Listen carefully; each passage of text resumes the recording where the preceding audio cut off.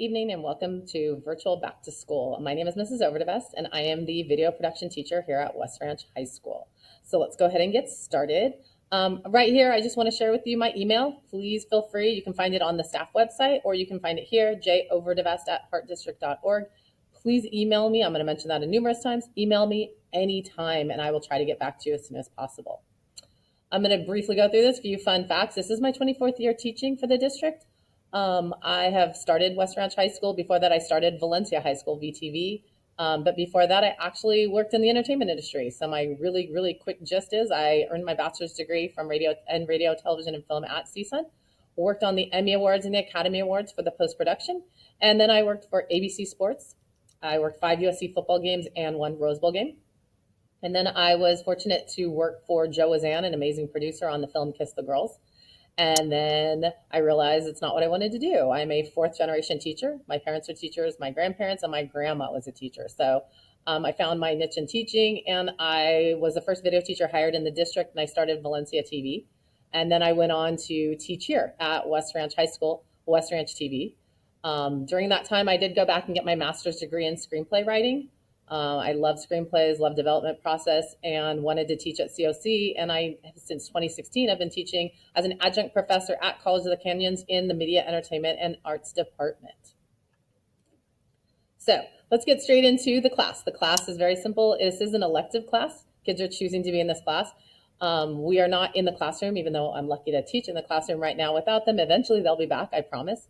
I've got equipment for them when they are coming back, but for now I am expecting them to use their own equipment, hopefully either with cameras, Chromebooks, just to try to be able to teach them how to do the basics, which is framing and composition and editing. They are going to work in small groups. My goal is to have them do small groups over distance learning, so I'm really excited. I think a lot of kids were excited about how we're going to make that work.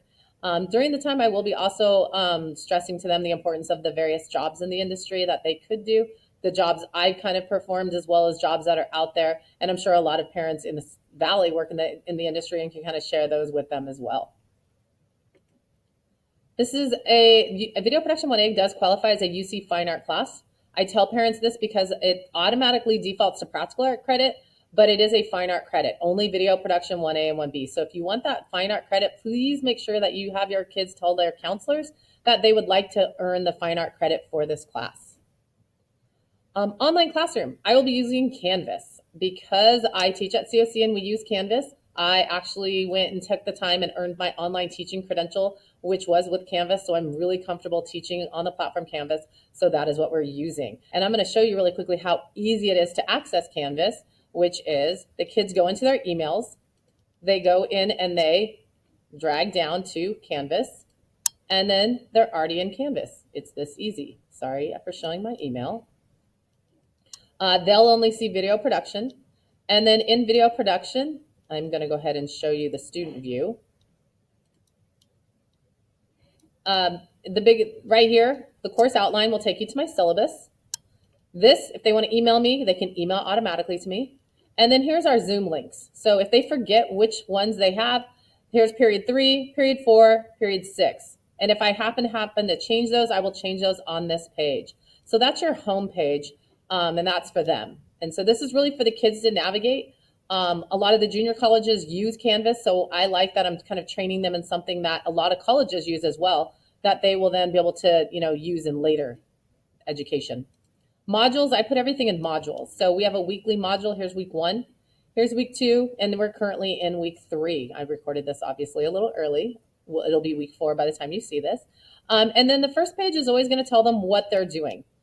On here, this is what we're doing. And then these are always going to click to the slides that we're currently working on. So they have access to everything I do in class if they happen to miss. But the goal is that they need to be able to come to class, and they should come to class, and I'll talk about that in a minute. But they do have access to all my slides and everything that we're doing in class. And then they will turn in their assignments in Canvas as well. And it kind of shows them. And I've gone through this with them, so they should know and understand what is expected of them. So I'm going to go ahead and close out and we'll come back to here. So Canvas, talk to them. They've all been using it quite well, so I'm kind of excited with where they're going with that. This is kind of just a screen for you to understand and have them explain to you how they log into their weekly modules as well as how they log into my class. And I'm not the only class. There are some AP courses as well that use Canvas, but that's what I'm currently using. I went over this with the students as well, steps to student success. I am expecting kids to arrive on Zoom on time. It's really distracting for teachers for us to constantly be letting kids in from the waiting room. So I do give them about a 2-3 minute kind of leeway in getting in, but ideally we're getting into the 4th week of school next week. They should be coming to on time. And I know the district just changed the schedule, which is great. So they have more time in between classes. Once they come in, they do have to turn on their camera and they must have their name displayed properly. And they must have their camera on the entire time. Now, I do give them time off time, meaning I will give them class time to get work done, and I will let them turn their camera off when they're not listening to me or working in the class. Students will be working in breakout rooms, so I do expect them to work in breakout rooms and participate, and I do expect them to work with groups, but I do not expect them ever to go to another person's house or interact with another student. They just need to interact with them via Zoom or via some sort of online distance learning, but I am going to have them do some group work. I will be taking attendance at the beginning and throughout it. If they happen to leave the class, I will email them and find out what happened. If it becomes a problem, I will contact you and let you know. Too many absences will affect their grade as well as too many tardies. And tardies are really more of a distraction for the class because I have to stop what I'm doing to then let the student in. So please encourage your child to get to class on time. I think I've gone through this. Every student has, if they don't have a camera, they should have a Chromebook. If they don't have a Chromebook and they can't film, they can get a Chromebook from the school. So just make sure they reach out to me and I'll make sure to get them in touch with someone that can get them a Chromebook.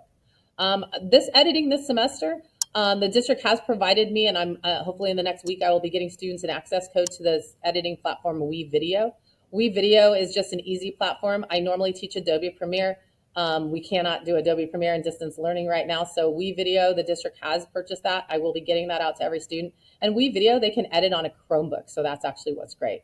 They are expected to, hopefully, I'm trying to meet with them at least once a month or at least once every couple months to try and check in with them. And honestly, it's an elective class. I want them to have fun, but also learn. As I stated, they are going to be in group projects at some point. Not as many as I normally would, but I am going to get them into group projects. Group projects, the good and the bad are they're with students, they're with their peers. But when it comes to the grading of it, I will be evaluating it individually and seeing who puts the work forth. Makeup work. I always tell kids missing work is up to them. They need to turn it in. I will accept late work. I will deduct points if it's too late. In the end, I know this is an elective. I know they have other classes. I know they have other work, but they do need to get it in. And I'm trying not to overwhelm them. My work should be fun work is what I call it. If they do a video project or any project and they don't get the grade they want, or not, I shouldn't say get it. If they didn't earn, let's say, an A and they really wanted an A, they can redo this project within a week of the deadline, turn it in, and the higher grade will replace it. And I do that for every single project. And I tell this to the kids. So if they get an 84 on a project or a B and they redo the project and get an A, the B will come out, the A will go in, that project will then obviously be a higher grade. But it's up to them to redo that within a timely manner. I told them they cannot come to me in December and try and remake up 8 projects from the semester. They can't do that. So it has to be an ongoing process. But yes, they can redo any project. Grading, 30% of the grade is based on classroom daily participation, monthly check-ins, everything else. The other 70 are on the projects, everything. I'm a project-based hands-on learning class. Late projects will be accepted and re-edits will be accepted, but within a timely manner. Equipment, they'll be expected to use their phones or Chromebooks to film. If they don't have a phone or a Chromebook, please contact me and I will get them in touch with the school and the school will get them a Chromebook. The editing, if they have editing and don't want to use the WeVideo that's provided, no problem. They can use whatever platform they want to use. I just know the district will be providing each student with the WeVideo code. This is my plug for West Ranch TV. Yes, I'm the West Ranch TV advisor. So if you get a chance, subscribe to West Ranch TV, and I have the link to subscribe to it. My students we are actually starting next week, which this will be the week you're watching it. Hopefully a daily show Monday, Tuesday, Thursday, Friday. We're trying really hard in distance to figure out how to do that. But either way, it's a student-run, peer-run student class producing the announcements for the students. So if you get a chance to subscribe and watch what my students create. In closing, my last thoughts are best ways to be successful in communication is organization, and communication is talk to me, talk to me, talk to me. Please make sure to reach out to me. If I notice your student is not coming to classes, I will try to reach out to you as soon as possible. So hopefully we can get the student back on track and back into my class. And I can always schedule a Zoom meeting whenever you want. Just email me. The email is there again. So I look forward to this semester. We're all in this together, and hopefully it'll be a lot of fun. Have a great night.